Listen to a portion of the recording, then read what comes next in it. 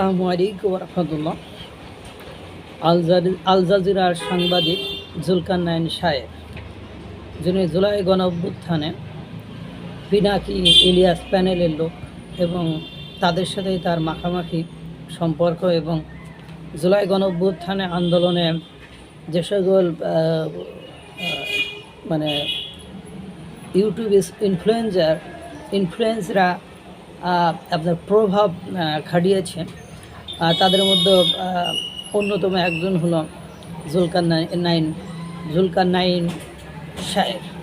তিনি বলেছেন, গতকালকে তার ভেরিফাইড ফেসবুকে একটা স্ট্যাটাস দিয়েছেন যে নিষিদ্ধ সংগঠিত হিজবুত তাহরির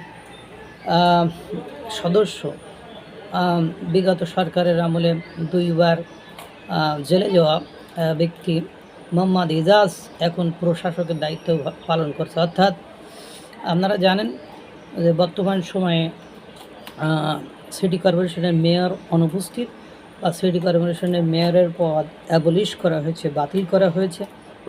এই সময় সবচেয়ে গুরুত্বপূর্ণ ভূমিকা কর্পোরেশনে যিনি দায়িত্ব পালন করছেন তিনি হলেন এই উত্তর সিটি কর্পোরেশনের প্রশাসক মোহাম্মদ ইজাজ।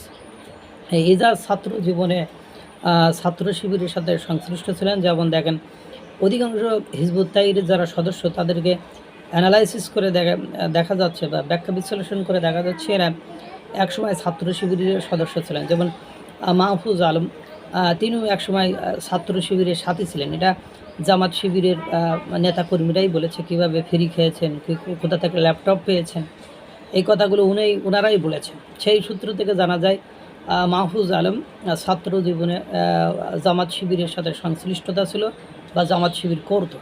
পরবর্তীতে সে হিজবুত তাহরির সদস্য হয়। আর এই যে প্রশাসক মোহাম্মদ ইজাজ, তিনি ছাত্র জীবনে ছাত্র শিবির করতেন। জুলকারনাইন সাহেব বলেছেন, এগুলো আমার কথা নয়। এবং পরবর্তীতে তিনি আপনার হিজবুত তাহরির সাথে সংশ্লিষ্ট হন এবং তাকে গ্রেপ্তার করা হয়। গ্রেপ্তারের পরে জামিন দিলে তিনি পরবর্তীতে আবারও তার সাথে সংশ্লিষ্ট হন এবং পরবর্তীতে তিনি আবারও গ্রেপ্তার হন। এরপরে 5ই আগস্টের পরে তার নামে যে মামলা আছে সেটা প্রত্যাহার করে নেওয়া হয়েছে, তাকে স্থায়ীভাবে খালাস করে দেওয়া হয়েছে। এর পরবর্তীতে আরও জুলকারনাইন সাহেব আরও বলেছেন যে তাকে সে ছোটন গ্যাংয়ের একটা 14 জন বিশিষ্ট ছোটন গ্যাংয়ের একজন অন্যতম সদস্য এবং তারাই এসব নিয়ন্ত্রণ করে থাকে। এবং এই জুলকারনাইন সাহেবকে নিয়োগের জন্য সুপারিশ করে হলো স্থানীয় সরকার উপদেষ্টা আসিফ মাহমুদ সজীব ভূঁইয়া, এবং তার পেছনে আরও গুরুত্বপূর্ণ ভূমিকা পালন করে একজন নারী উপদেষ্টা।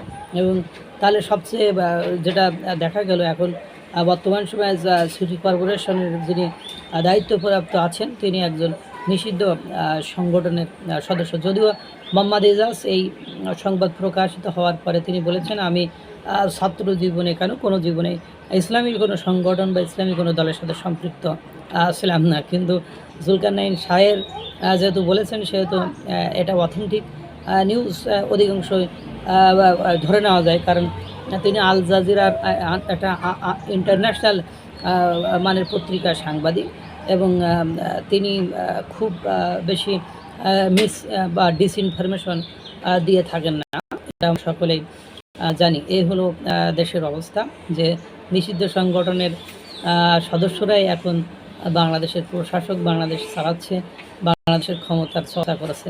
এদেশের ভাগ আকাশে কি আছে আল্লাহই ভালো জানে। আল্লাহ তাআলা সকলকে ভালো রাখুক, সুস্থ রাখুক। আসসালামু আলাইকুম ওয়া রাহমাতুল্লাহ।